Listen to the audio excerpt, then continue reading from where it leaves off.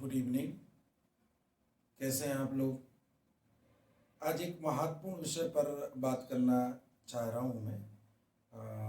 अभी आप लोगों ने सुना भी होगा, मध्य प्रदेश के छतरपुर कोतवाली टीआई साहब ने सुसाइड कर ली। और वो भी मामला जो है ब्लैकमेलिंग या हनी ट्रैप से संबंधित समझ में आ रहा है। अभी जो तथ्य पता चले हैं, पूरी तरह से तो नहीं कहा जा सकता, लेकिन जो प्रारंभिक रूप से समझ में आ रहा है वो यही समझ में आ रहा है कि हनी ट्रैप का मामला है। और हमारे देश में हम लोग देखते हैं इस चीज़ को कि सैकड़ों मामलों में हनी ट्रैप के मामले जो लोग सुसाइड कर रहे हैं, हर दिन लोग सुसाइड कर रहे हैं, परेशान हो रहे हैं। तो कुछ ऐसे मामले होते हैं जिन मामलों में कोई लड़की या लेडीज़ किसी व्यक्ति को आपस में एक दूसरे से जुड़ते हैं, संबंध बनाते हैं, सारी चीज़ें, और उसके बाद फिर वो ब्लैकमेलिंग करने लगती है या हनी ट्रैप जो बोलते हैं, जो भाषा दी गई है। ब्लैकमेलिंग करने का आधार ये रहता है कि पैसे की मांग करने लगती है, चीज़ों की मांग करने लगती है, और न देने पर बलात्कार के केस में फंसाने की धमकी देती है। तो ऐसी स्थिति में जब व्यक्ति फंस जाता है तो ऐसी स्थिति में व्यक्ति सुसाइड भी कर लेता है। तो ऐसे समय पर आपको बहुत जागरूक रहना है। जो भी व्यक्ति या आसपास ऐसे लोग हों तो उनको बहुत अच्छे से समझाना है, उनको बहुत अच्छे से बात उनकी रखना है, और वो अपनी बात को रख सकें। इस तरीके से उन्हें अभिभावकों को भी अपने बताना पड़ेगी, दोस्तों और मित्रों को बताना पड़ेगी, और फिर उनको इस चीज़ को देखना पड़ेगा कि जिस लड़की या लेडीज़ के द्वारा ब्लैकमेलिंग की जा रही है, उस लड़की और लेडीज़ को या लेडीज़ को हमको नॉर्मल तरीके से बात करना है, और जो बात की जा रही है उसमें आपका नॉर्मल तरीके से बात करना होगा जिस तरीके से आप करते थे।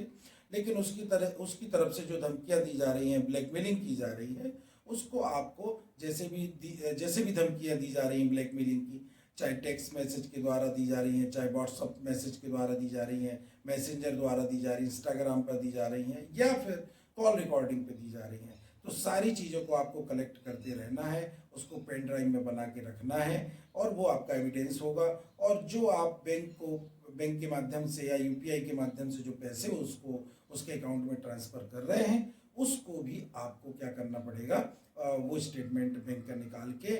किसी भी अभिभावक या वकील साहब के माध्यम से आप थाने में जाएंगे, और थाना प्रभारी से इस बारे में आप एविडेंस उनको बताएंगे कि साहब हमारे लिए जो है ब्लैकमेलिंग की जा रही है और पैसे लिए जा रहे हैं, और साथ में हमें बलात्कार के केस में फंसाने की धमकी दी जा रही है। बैंक का स्टेटमेंट आप दिखाएंगे, तो वहाँ पर अगर आप थाना प्रभारी को संतुष्ट कर पाते हैं तो उसके विरुद्ध धारा 308 क्लॉज 6 के अंतर्गत मामला दर्ज होगा, एफआईआर दर्ज होगी, और 351 इन दोनों धाराओं के अंतर्गत मामला दर्ज होगा। मान लीजिए अगर वो वीडियो आपका वीडियो शेयर करती है या किसी भी तरीके से वीडियो को वायरल करती है, तो उसमें सेक्शन 67A का भी मामला दर्ज होगा। और इससे इसके बाद अगर एसपी साहब भी अगर आपकी बात को एफआईआर नहीं करते हैं उसके महिला के विरुद्ध, तो फिर आप हाई कोर्ट जा सकते हैं। हाई कोर्ट से आप एफआईआर का डायरेक्शन ले सकते हैं, या हाई कोर्ट आपको विथ लिबर्टी आपको मजिस्ट्रेट के यहाँ परिवाद दायर करने के लिए बोल सकता है। तो इसमें आपको दो फायदे हो जाएंगे। पहला फायदा तो ये हो जाएगा कि जिसने अगर मान लीजिए उसके विरुद्ध एफआईआर दर्ज हो गई तो आप सेफ हो गए। सेफ कैसे हो गए कि जो आपको ब्लैकमेल कर रही थी उसको वो दंडित हो जाएगी, और आप बलात्कार के अपराध से मुक्त हो जाएंगे। आप पे बलात्कार का अपराध दर्ज नहीं होगा, या आपको पहले जो विधि में पहले आएगा वो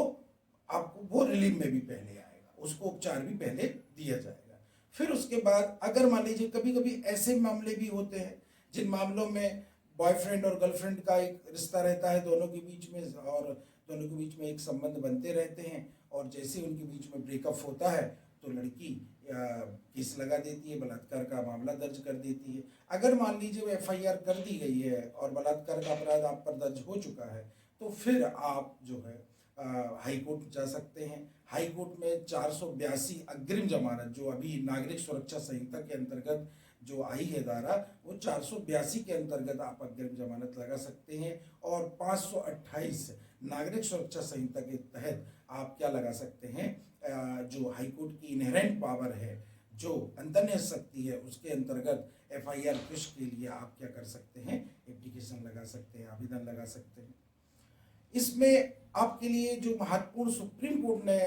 केस दिए हैं वो है विनीत वर्सेस उत्तर प्रदेश राज्य का मामला है। इसमें सुप्रीम कोर्ट ने स्पष्ट रूप से व्याख्या करते हुए कहा है कि कानून का कोई भी दुरुपयोग नहीं कर सकता, जो भी कानून का दुरुपयोग करता है उसको जड़ सहित समाप्त किया जाना चाहिए, किसी भी निर्दोष व्यक्ति का हैरासमेंट नहीं किया जाना चाहिए। ये Vineet versus state of UP का केस है। इसके बाद भजन लाल वर्सेस हरियाणा के केस में भी यही बात सुप्रीम कोर्ट ने बोली थी कि कानून का कोई भी दुरुपयोग नहीं कर सकता है। फिर अभी वर्तमान स्थिति में देखते हुए सुप्रीम कोर्ट ने अपने कई मामलों में इस तरह से बोला है कि कानून का कोई भी दुरुपयोग नहीं कर सकता है। महेश खरे वर्सेस स्टेट ऑफ महाराष्ट्र का 2024 का मामला है, उसमें सुप्रीम कोर्ट ने स्पष्ट रूप से बोला है कि आपसी सहमति से जो संबंध बनाए गए हैं वो बलात्कार की कोटि में नहीं आते हैं, और दो लोग आपस में जुड़े और उनके बीच में एक लंबे समय तक संबंध रहे और ब्रेकअप के बाद अगर कोई एक पक्ष किसी दूसरे पक्ष पर बलात्कार का अपराध दर्ज करता है तो फिर वो जो है वो ठीक नहीं है और बलात्कार नहीं माना जाएगा, तो आपकी एफआईआर भी केस हो जाएगी। लेकिन इस पूरे घटनाक्रम में आपको थोड़ी सा जागरूक रहने की आवश्यकता होगी, और डिप्रेशन में जाने के बहुत सारे चांसेस होते हैं। उसमें आपको अपने दोस्तों, मित्रों और अपने जो परिवार के लोग हैं उनके साथ रहना, उनको अपनी हर चीज़ को बताना है। जो भी आपने कोई गलत हो भी आपके साथ हो गया तो वो भी आपको सारी बातों को उनको बताना है, और अपने वकील साहब के माध्यम से आपको इन सब चीज़ों को प्रस्तुत करना है, जिससे आपको झूठे केस में नहीं फंसाया जा सकता है, झूठे केस में आपको दंडित नहीं किया जा सकता है। अंतिम बात और मैं रखना चाह रहा हूँ कि कभी कभी ऐसी भी समस्या उत्पन्न होती है कि बॉयफ्रेंड और गर्लफ्रेंड थे, उनमें शादी का वादा हुआ और आपस में संबंध बने, और फिर जब ब्रेकअप हो गया तो महिला के द्वारा या लड़की के द्वारा बलात्कार का केस दर्ज किया जाता है। तो इस संबंध में माननीय सुप्रीम कोर्ट ने महेश खरे वर्सेस स्टेट ऑफ महाराष्ट्र वाले मामले में 2024 का अभी का मामला है, इस मामले में माननीय उच्चतम न्यायालय ने बोला, इस मामले के फैक्ट मैं आपको थोड़ी सी बताना चाह रहा हूँ जिससे और समझने में मदद आपको मिलेगी। एक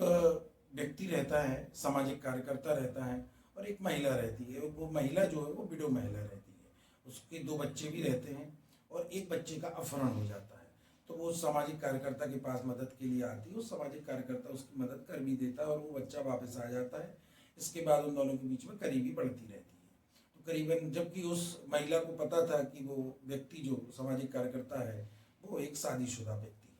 और जब वो शादीशुदा व्यक्ति है तो वो तो शादी कर ही नहीं सकता है, और 4-5 साल आपसी सहमति से संबंध बनाती रही। उसके बाद क्या होता है कि जब वो पैसे की मांग करने लगती है और पैसे जब नहीं देता है तो पैसे तो बलात्कार के केस में फंसाने की धमकी देती है। तो फिर वो व्यक्ति जो सामाजिक कार्यकर्ता रहता है वो इसके विरुद्ध एक्सटॉर्शन की एफआईआर दर्ज करता है। काउंटर में वो महिला इसके विरुद्ध 376 की एफआईआर दर्ज करती है। जब एफआईआर दर्ज होती है तो फिर क्वेश्चन के लिए वो क्वेश्चन करवाने के लिए हाईकोर्ट जाता है, लेकिन हाईकोर्ट उसको क्वेश्चन करने से मना कर देता है। फिर वो सुप्रीम कोर्ट आता है और माननीय सुप्रीम कोर्ट में इसमें स्पष्ट रूप से व्याख्या करते हुए कहा कि आपसी सहमति से जो संबंध बनते हैं वो बलात्कार की कोटि में नहीं आते हैं, और उस महिला को पता था कि ये व्यक्ति हमसे शादी नहीं कर सकता है, फिर भी वो आपस में 4 साल तक जुड़े रहे, तो इसको कंसेंट ही माना जाएगा, इसको मैरिज नहीं माना जाएगा। कि शादी का अगर वादा किसी ने किया है लेकिन अगर वो फुलफिल नहीं कर पाता, ऐसी परिस्थितियां हैं कि वो फुलफिल नहीं कर सकता, तो भी वो बलात्कार नहीं माना जाएगा।